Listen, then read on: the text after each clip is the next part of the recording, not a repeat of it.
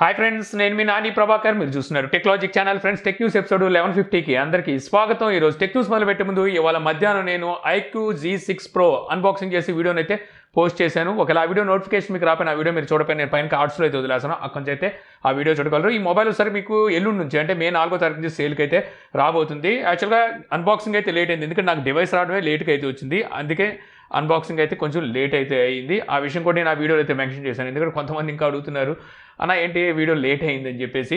So ఈరోజు tech న్యూస్లోకి అయితే వెళ్ళిపోతాం. సో మొదటి న్యూస్ చూసుకుంటే మనకి ఈవీ వెహికల్ ఎలక్ట్రిక్ స్కూటర్ గురించి మనం ఏమైనా న్యూస్ చెప్తున్నాం అంటే అది ఒకటే న్యూస్ ఉంటుంది. ఎలక్ట్రిక్ స్కూటర్ ఫైర్ని క్యాచ్ చేయడం అనమాట.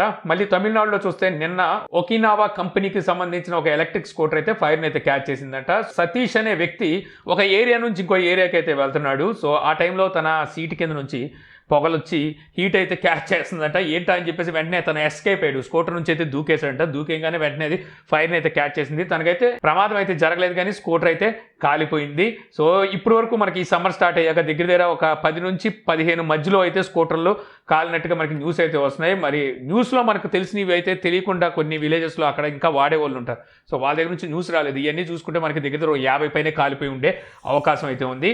ఇక నెక్స్ట్ న్యూస్ చూస్తే మనకి ఇది కూడా ఎలక్ట్రిక్ స్కూటర్ సంబంధించి గవర్నమెంట్ ఈ ఎలక్ట్రిక్ స్కూటర్స్ ఏవైతే ఉన్నాయో ఇవి ఫైర్ అవుతున్నాయి కాబట్టి ఎలక్ట్రిక్ స్కూటర్ తయారీ అనేది ఆపేయాలి అని చెప్పేసి గవర్నమెంట్ చెప్పిందని చెప్పి న్యూస్ అయితే మనకి చక్కర్లు అయితే కొడుతుందన్నమాట కొంతకాలం నుంచి. ఇదే న్యూస్ చాలా మీడియా కూడా అయితే చెప్పుకుంటూ వచ్చినాయి, వెబ్సైట్లో కూడా అయితే రాసుకుంటూ వచ్చినాయి, వాట్సాప్లో కూడా వీటిని అయితే ఫార్వర్డ్ చేస్తున్నారు. సో ఇప్పుడు వచ్చేసరికి ట్రాన్స్పోర్ట్ అండ్ హైవే మినిస్టర్ అయితే దీన్ని కన్ఫర్మ్ చేశారనమాట. ఇది ఫేక్ న్యూస్. ప్రస్తుతం ఈవీ వెహికల్స్ ఏవైతే మనకి ఫైర్ క్యాచ్ చేస్తున్నాయో ఇందువల్ల మేము ఆపేమని అయితే చెప్పలేదు, కానీ ఏదైతే ప్రమాదానికి కారణమైన వెహికల్స్ ఉన్నాయి వీటిని రీకాల్ చేయాలి. అలాగే వచ్చేసరికి ప్రమాదానికి గురైన వాళ్ళకి నష్టపరిహారం చెల్లిస్తూ ఫైర్ని ఏదైతే క్యాచ్ చేస్తున్నారో దీని మీద ఇన్వెస్టిగేషన్ చేసి దీన్ని ఇంకా బెటర్ క్వాలిటీతో తీసుకురావాలి. ఒకవేళ ఇందులో ఏదైనా సరే ఒకవేళ చట్టపరంగా సరిగ్గా వీళ్ళు చేయకపోతే దానికి తగ్గ చట్టపరమైన చర్యలు అయితే వాళ్ళ మీద తీసుకోవడం జరుగుతుంది. కానీ ఈ వెహికల్స్ని మాత్రం తయారీ ఆపమని చెప్పి అయితే చెప్పలేదని చెప్పేసి గవర్నమెంట్ క్లారిటీ ఇచ్చినట్టుగా అయితే న్యూస్ అయితే ఉంది.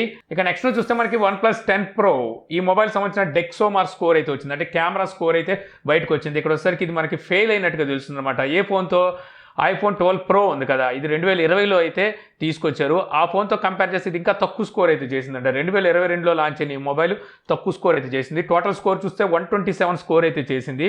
వీళ్ళు లాస్ట్ టైం తీసుకొచ్చిన 9 Pro చూసుకున్నట్టయితే 124 స్కోర్ చేసింది. దాంతో కంపేర్ చేస్తే మనకి 3 మాత్రమే డిఫరెన్స్ ఉందన్నమాట స్కోర్లో కనుక చూస్తే.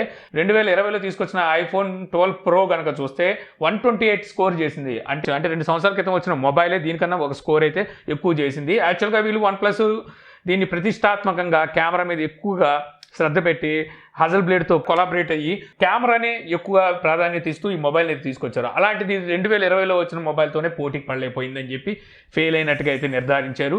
ఇక నెక్స్ట్ చూస్తే మనకి ఒప్పో నుంచి Oppo Reno 8 ఈ మొబైల్ సిరీస్ అయితే ఎలాగో వస్తాయి కదా, ఈ మొబైల్ వచ్చేసరికి మన ఇండియాలో జూన్ ఎండింగ్ నాటికల్లా లాంచ్ చేస్తారని చెప్పి అయితే న్యూస్ వస్తుందన్నమాట. ఇందులో స్నాప్డ్రాగన్ 7th Generation 1 ప్రాసెసర్ అయితే చూడడానికి ఉంటుంది. ఇంకా ఈ ప్రాసెసర్ని క్వాల్కామ్ అయితే అనౌన్స్ చేయలేదు. అనౌన్స్ చేయగానే కుప్పలు తెప్పలుగా బ్రాండ్లు అయితే ముందుకు వచ్చేస్తాయి. మేము తీసుకొస్తాం అని చెప్పి. ఇక నెక్స్ట్ చూస్తే మనకి యాపిల్ వాచ్ సిరీస్ 8లో బాడీ టెంపరేచర్ని అయితే చూడడానికి ఉంటుందని చెప్పేసి అయితే మళ్ళీ న్యూస్ వస్తుంది. యాక్చువల్గా యాపిల్ వాచ్ 7లోనే ఈ బాడీ టెంపరేచర్ ఫీచర్ని అయితే తీసుకురావాలని చెప్పి యాపిల్ అయితే అనుకుంది. కాకపోతే ఇంజనీరింగ్ వ్యాలిడేషన్ టెస్ట్లో అయితే ఫెయిల్ అయిందంట, అందువల్ల అప్పుడైతే తీసుకురాలేదు. మళ్ళీ మనకి వాచ్ 8లో తీసుకొస్తారని మనకి స్టార్టింగ్లో అయితే న్యూస్ వచ్చింది, కానీ తర్వాత ఈసారి కూడా తీసుకురారు, మనకి 2023లో తీసుకొస్తారని చెప్పి మళ్ళీ న్యూస్ అయితే మారింది. ఇప్పుడు మనకి యాపిల్ అనలిస్ట్ మింగ్చింగ్, సో తనైతే ఏం చెప్పినా కొంచెం 90% పర్ఫెక్ట్గా అయితే జరుగుతూ ఉంటాయి. సో తనైతే ఇప్పుడు కన్ఫర్మ్ చేస్తుంది ఏంటంటే ఈసారి రాబోయే మనకి వాచ్ సిరీస్ 8 ఏవైతే ఉంటాయి ఇందులో మాత్రం బాడీ టెంపరేచర్ చూడడానికి ఉంటుందని చెప్పి అయితే తనైతే చెప్తున్నాడు. యాక్చువల్గా మనకి వీళ్ళు తీసుకురావాలనుకుంటే పెద్ద పెద్ద బ్రాండ్లు పెద్ద విషయం కాదు. శాంసంగ్ కూడా ఇప్పుడు గెలాక్సీ వాచ్ 5లో అయితే తీసుకురావాలని చెప్పి అయితే ట్రై చేస్తుంది.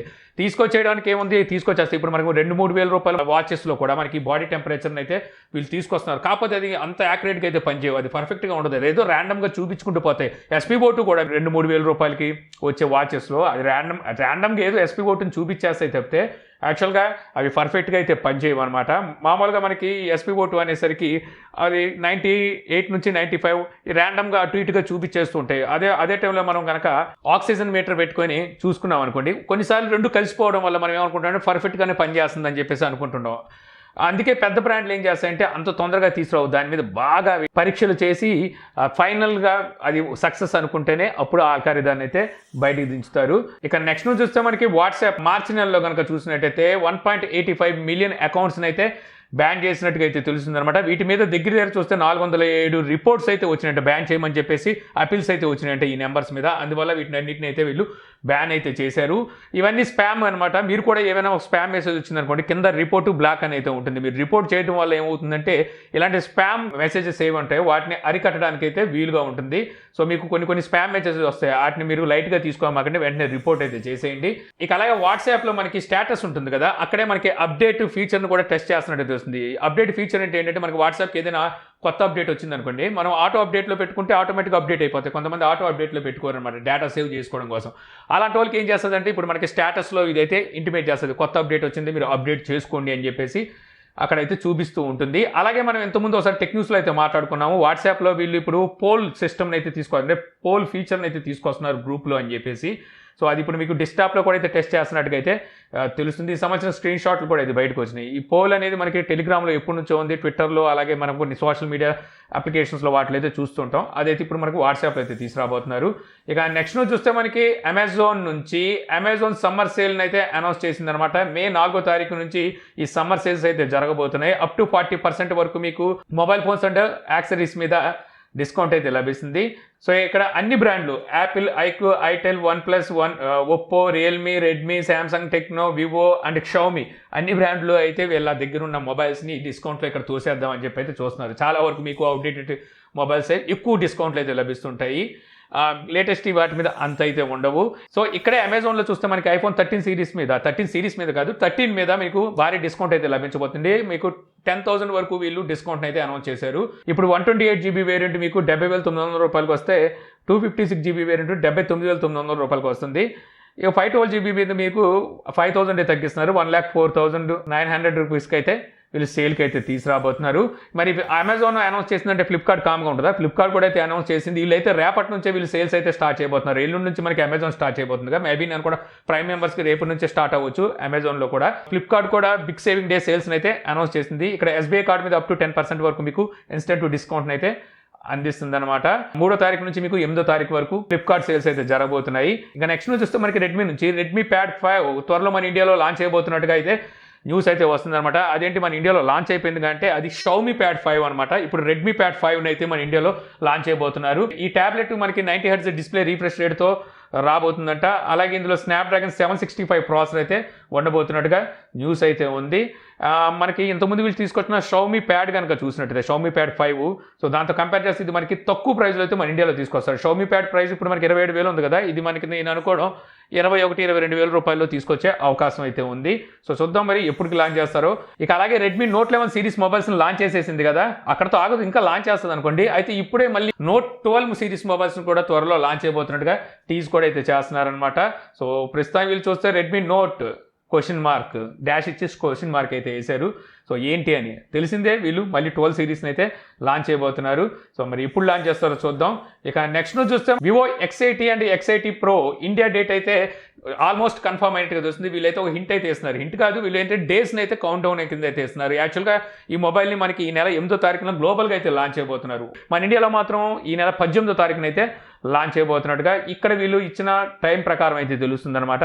అంటే గ్లోబల్గా లాంచ్ చేసిన 10 రోజుల తర్వాత మన ఇండియాలో అయితే ఈ మొబైల్స్ని అయితే లాంచ్ చేయబోతున్నారు. ఈ మొబైల్ ప్రైస్ కూడా మనకి దగ్గర 65 నుంచి 70,000 రూపాయలు ఉండే అవకాశం ఉంది. అక్కడ చూస్తే మనకి షామీ 12 Pro ఉంది కదా, దానికి పోటీగాను, అలాగే OnePlus 10 Proకి, ఒప్పో Find X5 ఉంది కదా, సో వాటికి పోటీకి తీసుకురాబోతున్నారు. అవన్నీ ఒకే ప్రైజ్లో అయితే ఉంటాయన్నమాట. అదే కేటగిరీలో ఈ మొబైల్ కూడా అయితే తీసుకురాబోతున్నారు. ఇందులో మనకి 2 ప్రాసెసర్లు అయితే ఉండబోతున్నట్టుగా గతంలో లీక్స్ ఉన్నాయి. Dimensity 9000 ప్రాసెసర్ అయితే, ఇంకోటి Qualcomm Snapdragon 8 Gen 1 ప్రాసెసర్ అయితే ఉండబోతున్నట్టుగా.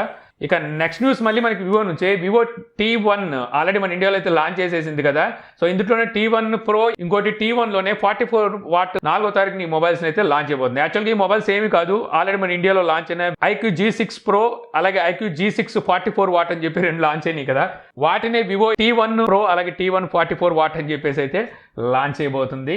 సో ఈ రెండు ఐక్యూ బ్రాండే కాబట్టి వాళ్ళ ఇష్టం ఎలాగైనా ఆడుకుంటారు. ఇక నెక్స్ట్ చూస్తే మనకి షోమీకి ఈడీ నుంచి పెద్ద దెబ్బే తగిలినట్టుగా తెలుస్తుంది అనమాట. వీళ్ళకి సంబంధించిన బ్యాంక్ అకౌంట్ సీజ్ చేసినట్టుగా తెలుస్తుంది. అందులో 5,551 కోట్ల రూపాయలు అయితే ఉన్నాయంట. సో వీళ్ళు బ్యాన్ చేయడానికి రీజన్ ఏంటంటే ఫారిన్ ఎక్స్చేంజ్ మేనేజ్మెంట్ యాక్ట్ ఎక్స్చేంజ్లో విరుద్ధంగా ప్రవర్తించినందుకు వీళ్ళ అకౌంట్ని అయితే సీజ్ చేశారంట. సో 5,551 కోట్ల రూపాయలు సీజ్ అయిపోయినాయి.